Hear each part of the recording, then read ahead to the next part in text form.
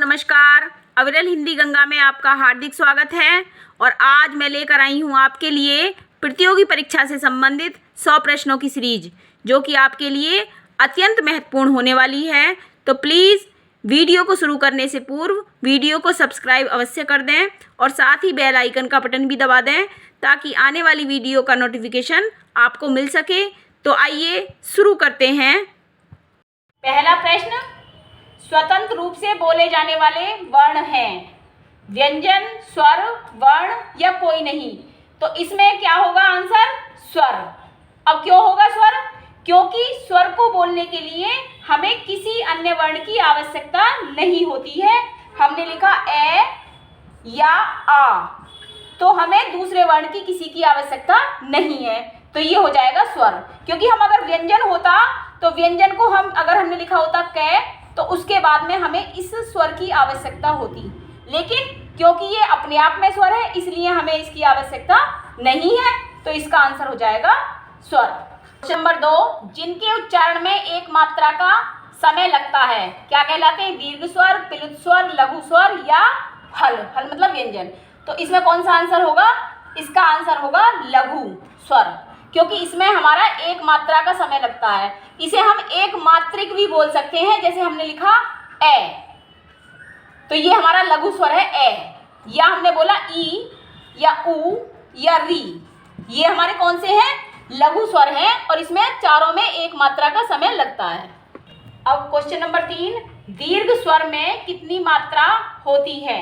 1, 2, 3, 4। कितनी मात्रा होती है? इसमें होती है 2 मात्रा। कैसे? एक तो ए की और एक आ की। तो ऐसे करके जब हमने ए बोला था तो ये हमारा एक मात्रिक था। अब हमने बोला आ, तो ये हमारा हो जाएगा 2 मात्रिक। तो इसमें 2 मात्राएं होती हैं। जब हम दीर्घ संधि सीखते हैं तो हम करते हैं ए प्लस ए बराबर आ, तो वो हमारी दीर्घ संधि हो जाती है। तो एक ये मात्रा, एक ये मात्रा, तो मात्रा कितनी हो गई?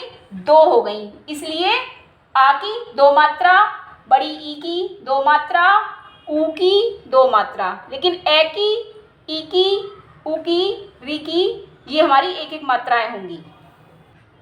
क्वेश्चन नंबर 4, अर्धमात्रिक वर्ण कहलाते हैं। अर्धमात्रिक वर्ण कौन से होते हैं?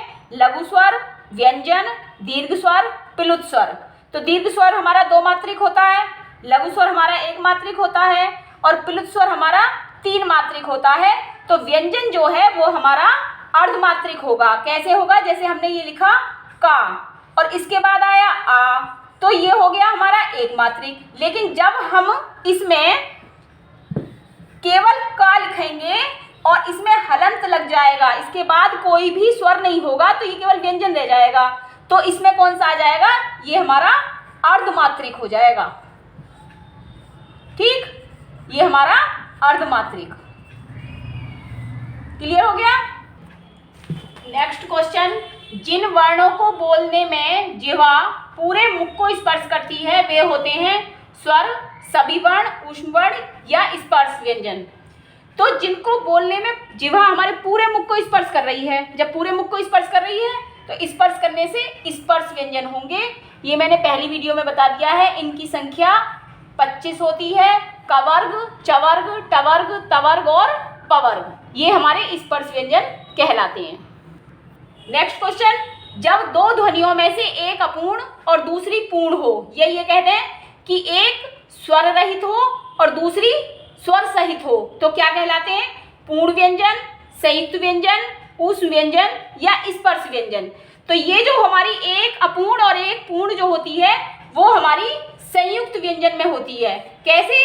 जैसे हमारा का और शा क्या बन जाता है? छा बन जाता है।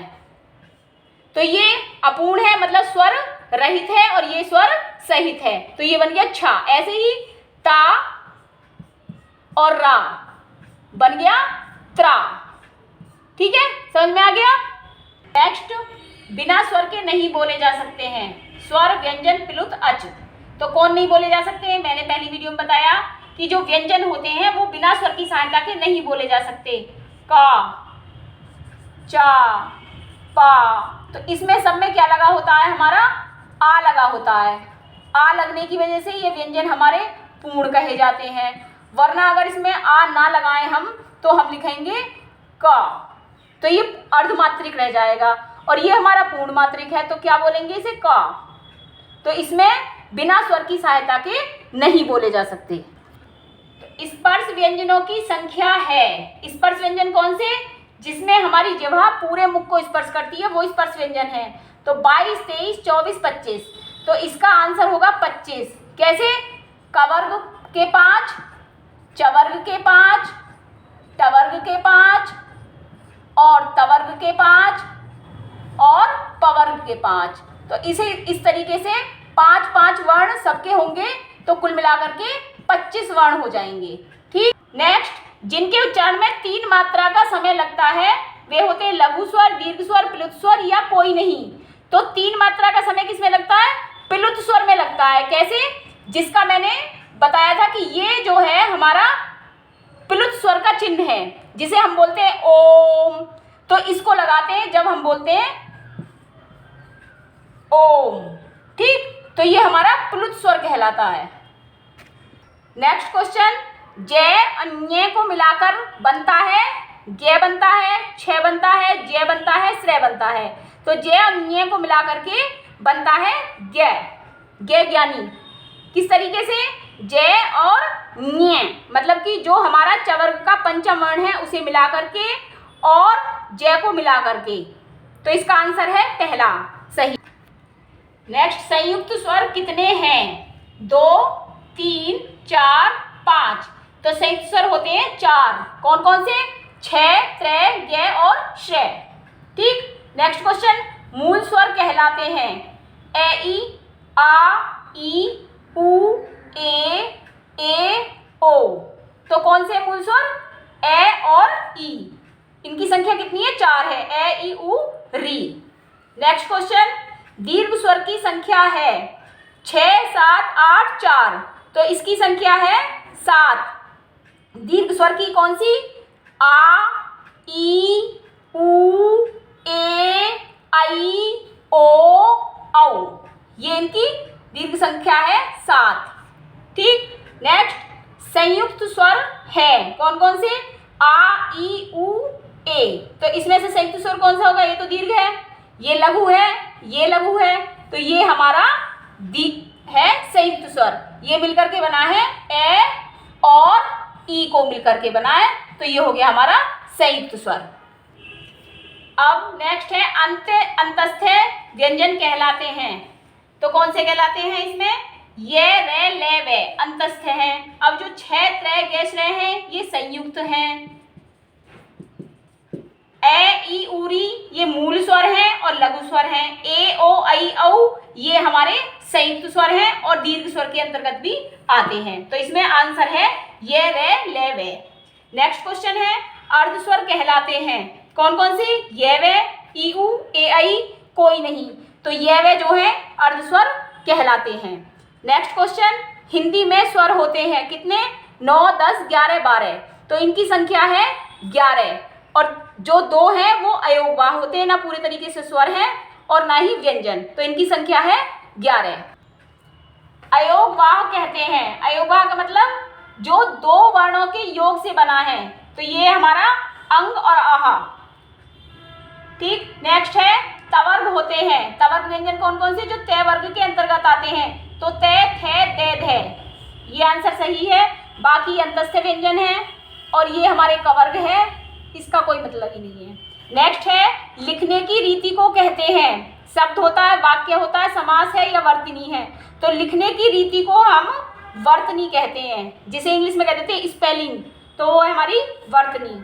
नेक्स्ट है, भाषा की सबसे छोटी इकाई जिसके टुकड़े नहीं किए जा सकते, तो वो क्या होता है, वर्ण, शब्द, वाक्य, पद। तो इसका आंसर होगा वर्ण, क्योंकि इसके कोई भी टुकड़े नहीं किए जा सकते। इससे अलग और क्या होगा, तो ये हमारा वर्ण। वर्णों के व्यवस्थित समूह को क्या कहते हैं, शब्दाक्षर, वाक्यांश, वर्णमाला या शब्द चिन्ह। तो वर्णों का जो व्यवस्थित समूह है उसे हम कहते हैं वर्णमाला। नेक्स्ट क्वेश्चन, मात्रा के आधार पर स्वरों की संख्या है कितनी, 1 2 3 4, तो इसकी मात्रा के आधार पर कितनी होगी, 3 होगी। पहले बता दिया था मैंने, एक मात्रिक, द्विमात्रिक, त्रिमात्रिक। तो एक मात्रिक में लघु स्वर, द्विमात्रिक में दीर्घ स्वर और तीन मात्रिक में प्लुत स्वर। नेक्स्ट है अंग कहलाता है अयोगवाह व्यंजन अंतस्थ स्वर। तो अयोगवाह क्या है, अंग जो है वो अयोगवाह है, क्योंकि व्यंजन नहीं है अंग पूरे तरीके से और स्वर भी नहीं है, अंतस्थ तो है ही नहीं, अंतस्थ में तो ये लवे आते हैं, तो ना पूरे तरीके से वो व्यंजन है ना स्वर है, तो दोनों के योग से मिलकर के बना है अंग, इसलिए अयोगवाह। अब ये आपकी पहली सीरीज पूरी हो गई है। अब मिलते हैं अगली वीडियो में नेक्स्ट सीरीज के साथ। आज बस इतना ही।